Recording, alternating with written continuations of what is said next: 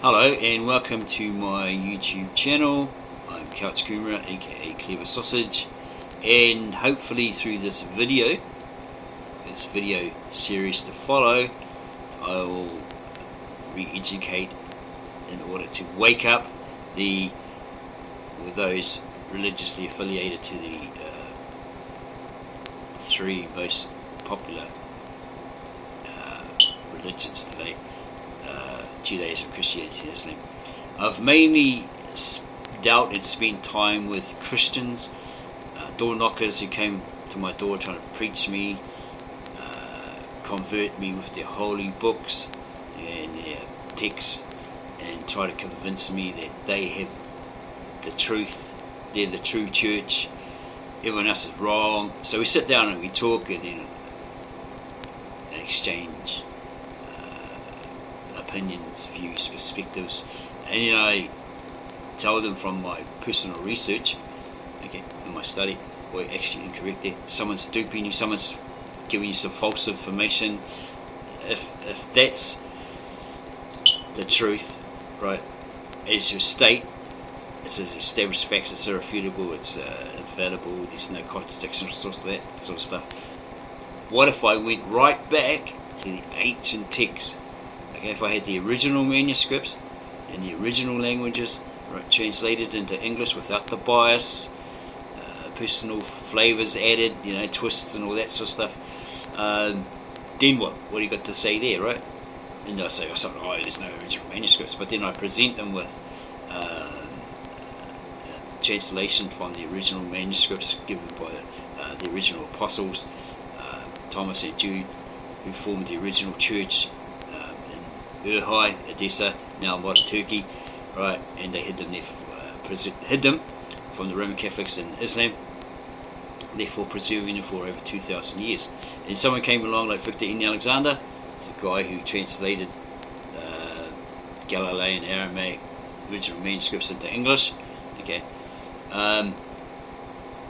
He got hold of the original manuscripts in a book format, Bible format, and then he translated that into English, both the Old Testament and the New Testament, as you can actually see on his video. I'll leave a link below where he's actually reading it from this little Bible format or book format that he's got, and he's translating into English. So it's basically waking up these adherents of these three religions, mainly Christianity, in Judaism, Islam, maybe later on in other religions outside of the three major religions later on. But so hopefully this helps someone out there who's wanting to know the real truth. They may have a feeling that they're being duped, they're being suckered. People out there pointing fingers at it, saying, it's all this, it's all that, it's all made up, all this sort of stuff. Okay, so hopefully something will click, right? Because that's what I'm about, the whole truth, the real truth, the whole truth, and nothing but the truth, right? So I've been looking at this website way back in 2013, right? And contacted through email this translator of it, of the Genesis to Malachi, the Old Testament, in the original language, Assyrian Aramaic, or Katav Asherit, used by the scribes in the Old Testament prophets, into English.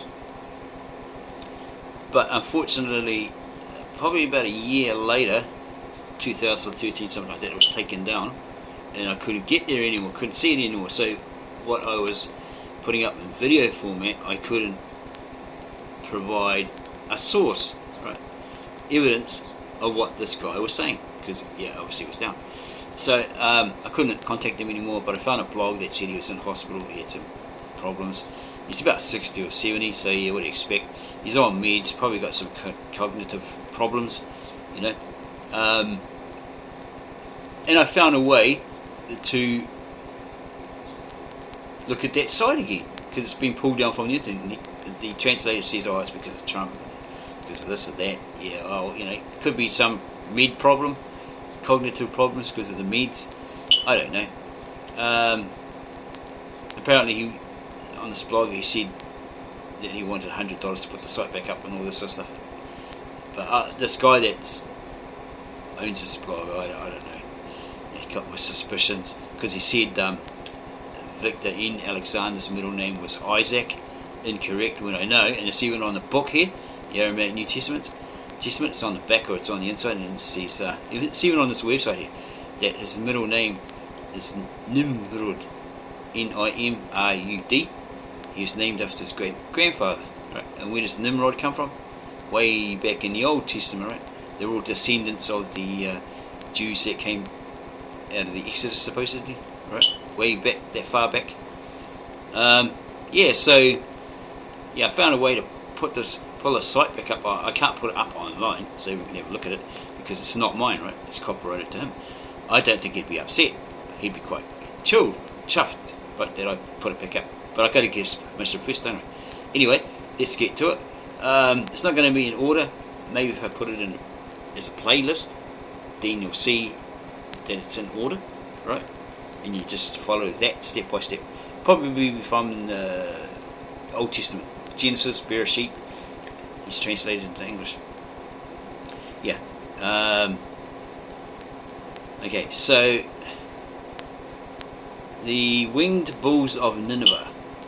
Victor N. Alexander states he shot a documentary at the Louvre, I don't know what's that, French museum in the British Museum in 1976. At first, his interest was only to film the great art of his ancestors, the Asherai people of Mesopotamia, Bet Narain. Then he began studying about the invention of writing, and that led him to the scriptures. He was amazed that Americans did not know about the fact that writing was invented in Mesopotamia and that Abraham came from there. Well, I have been talking with a native-born Assyrian who's told me something completely different. Okay, that he wasn't a Chaldean, right? He was a person that, with his family, entered that land, Mesopotamia, because it was all Assyrian. Okay, and so forth and so forth. Okay, so they originally got all their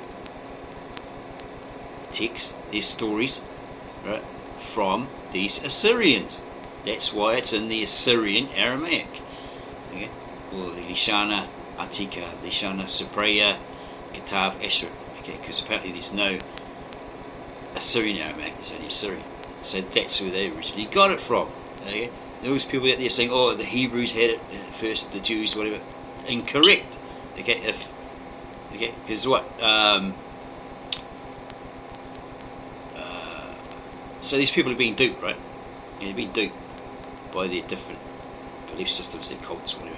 So it's like you go right back, you know, to the supposed beginning of the biblical history. You've got a couple of people supposedly in the garden, and they get kicked out, and they go wandering in the east, and they start their own tribe, their own family, and you know, all that sort of stuff. And then eventually, all men, this is according to Genesis, all men meet up in the desert region of Shinar or Sumer, okay, and then they start building this Tower of Babel, and then God knocks it down or whatever, and then confuses them because they had one language, confuses them, then scatters them, right? So they go along the Tigris, the Euphrates, whatever, and they become the Egyptians,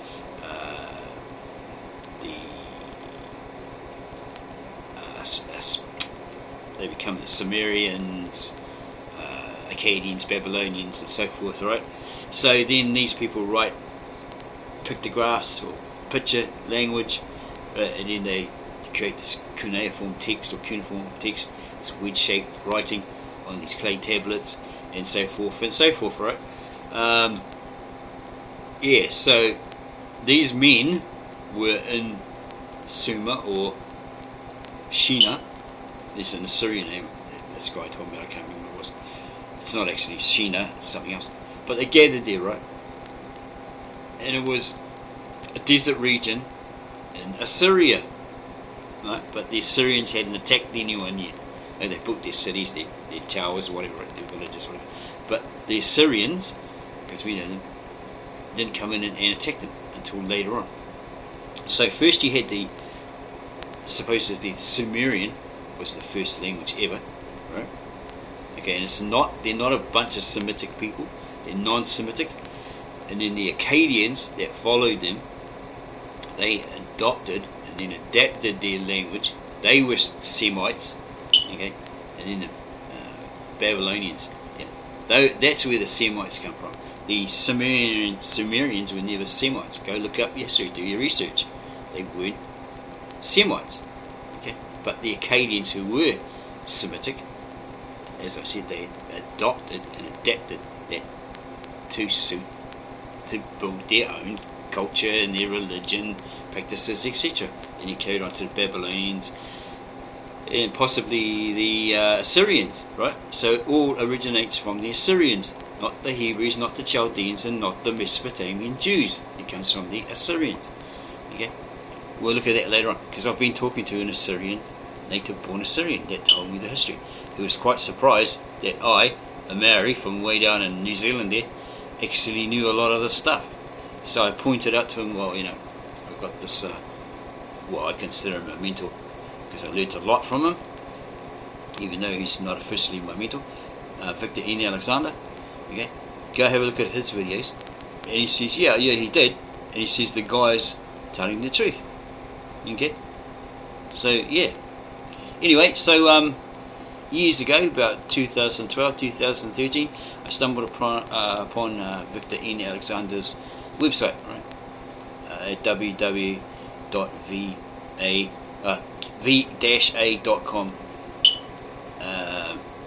Right, I started reading it. At first I found something related to the origins of the Aborigines, the theory of the Aborigines. I was quite shocked. I thought, who's some young guys put up this fantasy site, you know, this fantasy thing, claiming this and that. And then later on I went back and I found out it actually belonged to this Aramaic translator, and I studied his other stuff, you see, because I only stumbled on that one page and I thought it was a joke, and I was actually telling him, you know, and I just realised afterwards that it was actually part of his site. I guess I kept going back there. But about 2013, I think it got taken down for some reason. The translator's in hospital, he's on meds, he's about 60 or 70, you know, what do you expect? Maybe got some cognitive problems because of these meds he's on. There's a guy that on a blog that claims that he's in contact with him, and he stated on it that Victor N. Alexander's middle name is Isaac. Nah, incorrect, because have a look at this book here, this translation.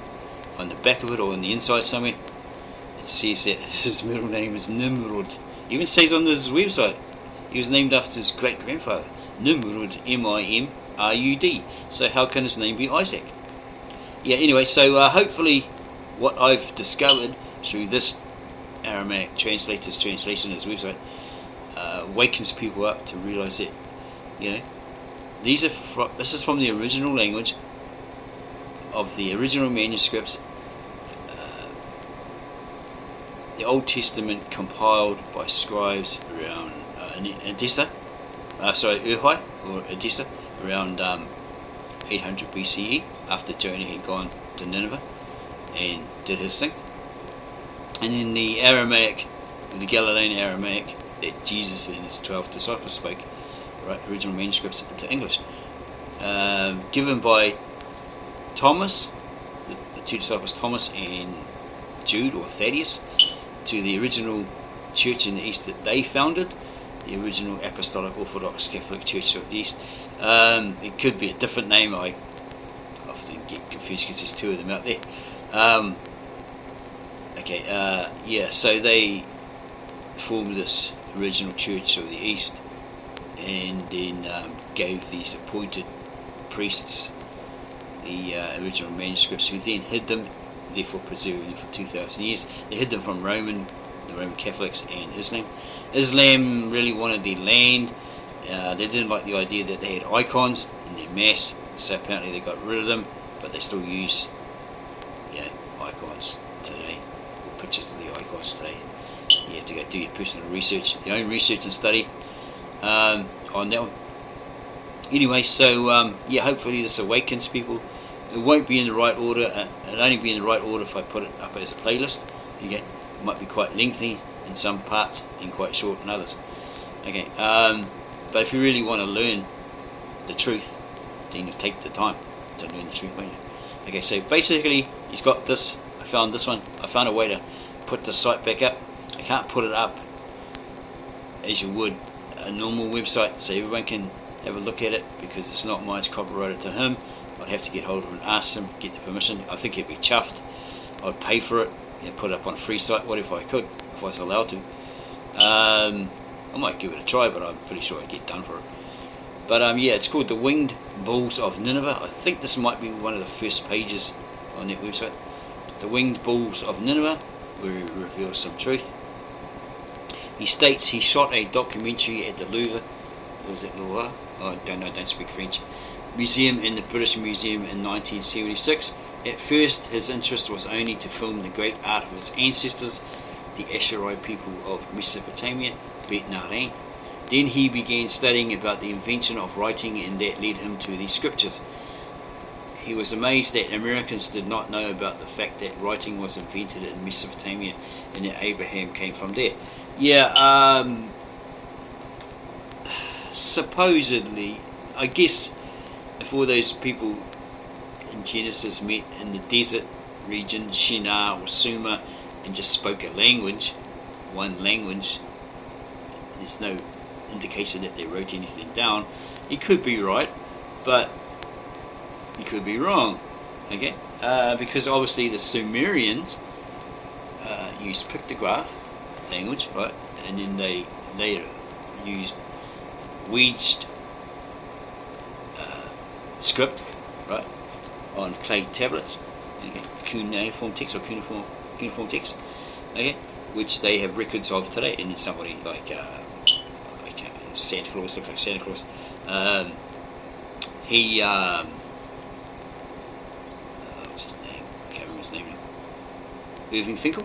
He translates into English the Babylonian, the Akkadian, whatever. Right. Okay. So I'm looking at a book. I have a book here called The Timetables of History, the new third revised edition. Okay. The Timetables of History. Okay. By Bernard Grun, based upon Werner Stein's Culture Fabling. It's been translated about 3 or 4 times. Because they had problems, right, and then somebody eventually finished it. And it states in this book, this is page 2, column B, literature theatre. Sumerian writing done on clay tablets shows about 2,000 pictographic signs. The earliest Babylonian omen tablets. Sumerian wedge-shaped cuneiform writing, the earliest known. Okay. So they obviously had writing in the Sumerian era, known as cuneiform. So his saying that they were the inventors of it, well, that might be incorrect if the Sumerians already had the writing, right, as stated there. And then you have the Egyptians. Not too sure where that part was, but the Egyptians, let's see if I can find it here.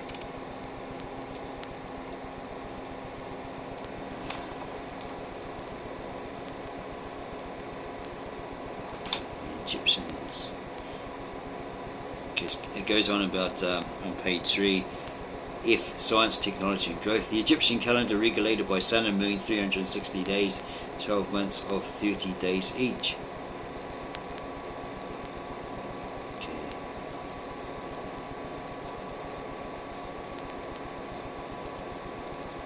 Oh, here we go. Under that same column, page 2, B. Literature theatre. The first libraries in Egypt script changes from Sumerian style, horizontal left to right, to Semitic style, vertical right to left. So they obviously adopted it and adapted it. Okay, for it to change, for the script to change. Okay.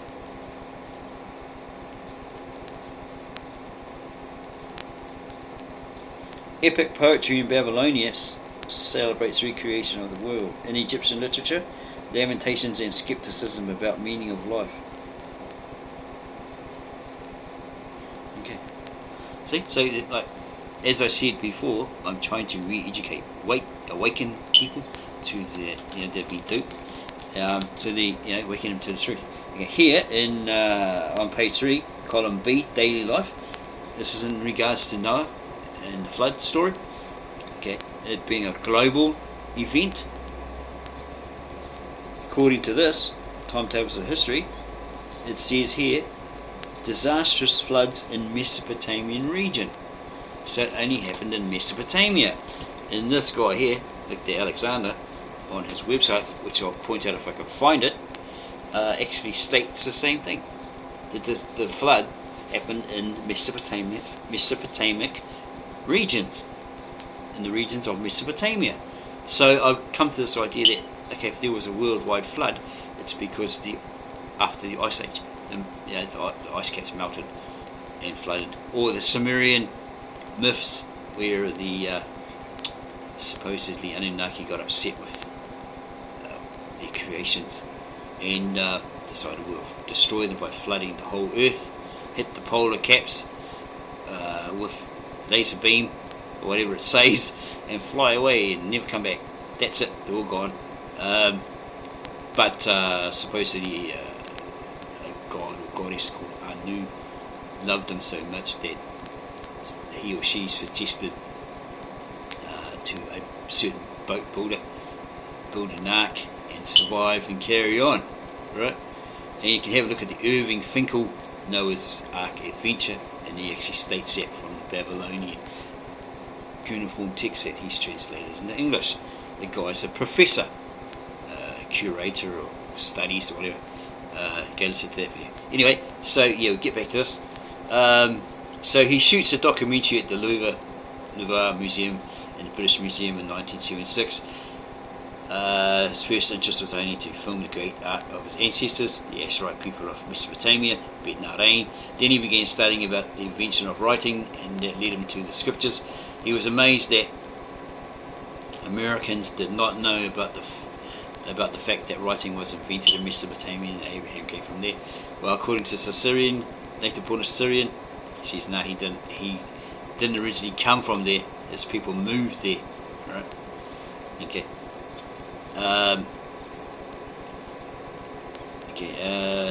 Victor N. Alexander soon learned that the American schools did not teach the truth about the Bible, and that's what I'm exposing.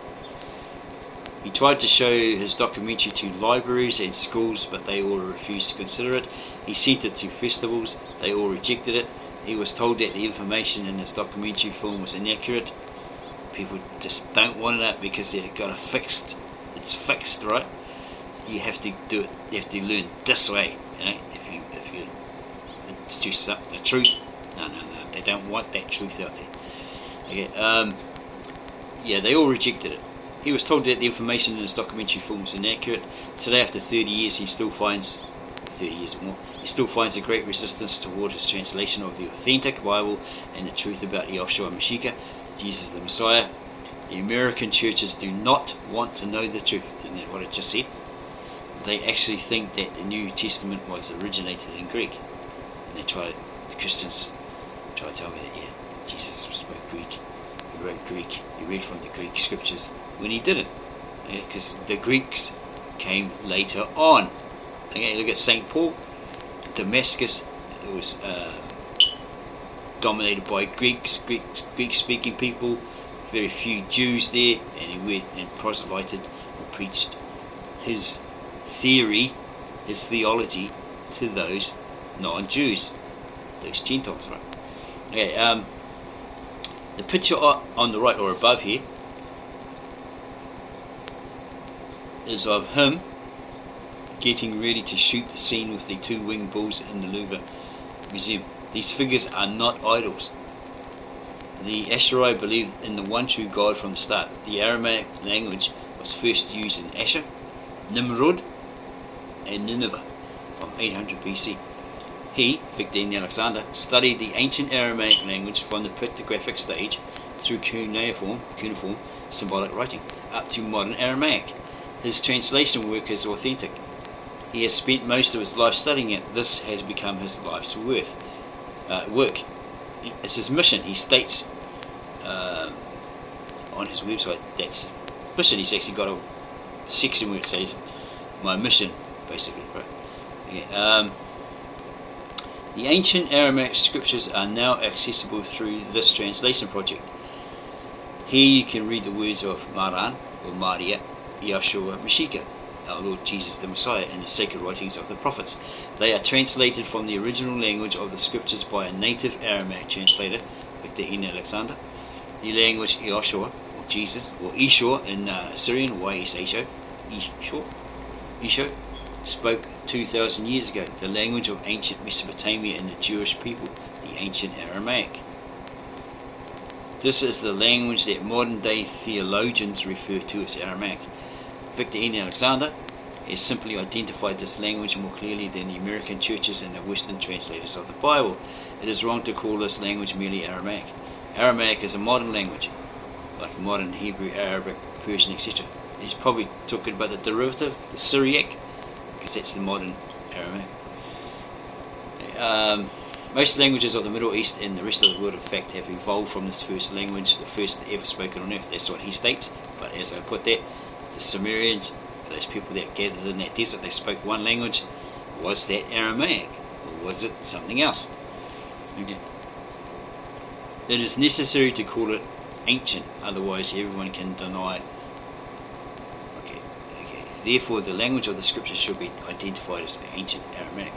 It is necessary to call it ancient, otherwise everyone can deny that the scriptures were originated in this language, the language that the Creator of the universe and His Son spoke.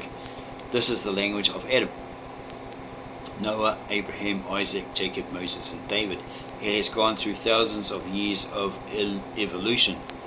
The ancient Aramaic language of the scriptures is no longer a spoken language, it's a dead language. And the last time it was used as a literary language was in 1300 AD. Now they have the modern vernacular they use in Mass in Syria, okay, in these churches of the East, but they still use the Lishana Artika or Sapreya as liturgy, okay, because supposedly, according to Victor Alexander, nobody nobody can translate it in English. There's no one left. They all died in the wars, World War I, World War II, something like that. But he did say that there are old people that can speak that old language, but the problem is they can't translate it for you into English because they don't know English. Okay. So they had to create a modern vernacular so they could translate it. The translation is the only one that has been made from the ancient Aramaic scriptures without prejudice. So he hasn't added his prejudice, his bias, his twist, or his flavour, as most people say their translators tend to do. Okay, he's tried to keep it to the original, right, when translating into English, and the most accurate English equivalent. The translation is the only one that has been made from the ancient Aramaic scriptures without prejudice. It is made available to you from this website, where you can't get to that website, so you have to get the old Katskuma or Clever Sausage to present it to you. No one else is doing this. Okay. Okay, you have to get a flash player to see these videos, I suppose. And he's done some sort of webisodes or parables of Jesus. Okay, let's go back up here. Okay, put me up here. Okay. Translation notes. When the Roman Church established its authority in the West, it abandoned the Eastern scriptures that were recorded by the apostles in the ancient Aramaic language. From the start, when the Roman Emperor Constantine ordered the expulsion of the ancient Church of the East from Asia Minor, the Western scriptures were wrongfully drawn from the Greek Septuagint Old Testament and the Greek original translations of the New Testament. This is how the Western churches abandoned the apostolic faith. Only the Eastern churches and the Orthodox churches retained some of the original apostolic doctrines. Okay, so it's all Roman Catholic. So if you look at the American Bible Society and their lies video on YouTube, the guy actually explains where they originated from, all these modern version Bibles.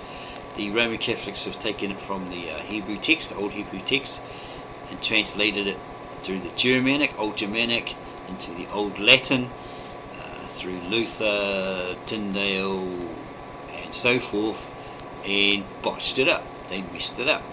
Okay. Perhaps a year later it got corrupted.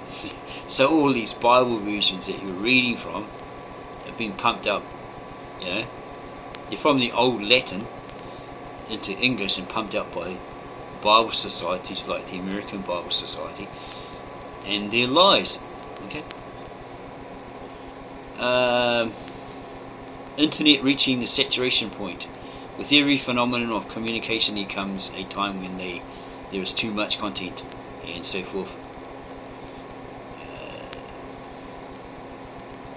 Whatever it is one is searching for on the internet, there are now a myriad of products, offerings and opinions. They fall at the two sides of the spectrum, from good to bad, positive to negative, and true to false, and no one knows who's right and who's wrong. We used to say in the 60s, you're alright, I'm alright. Now it's more like, run for your life. The voices of individuals are drowning in the oceans of the masses. Words don't mean the same anymore. Languages have evolved to the point of being unintelligible, as they don't represent the original concepts that gave them birth.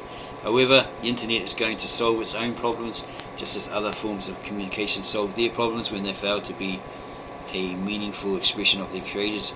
Out of the chaos, there will emerge a new form of communication. We're in the infancy of the communication age. Anything can happen. In another 30-40 years, things will start to make more sense. Origins of the language of the scriptures. There are some people that think Greek is the language of the New Testament. There is a huge amount of information on the internet on the subject. Victor N. Alexander is trying to deal with this issue now through the Aramaic video and audio files that he posted on his website. By explaining the Lord's Prayer word for word, he's trying to awaken the readers to consider the actual teachings of Yeshua Mashiach, or Esho, Y-S-H-O, Esho Mashiach, Jesus the Messiah. You'll find the links to the video and audio files at the top of this page. Yeah, you probably can't get them. You have to go to Clever Sausage, apparently, because the site's down.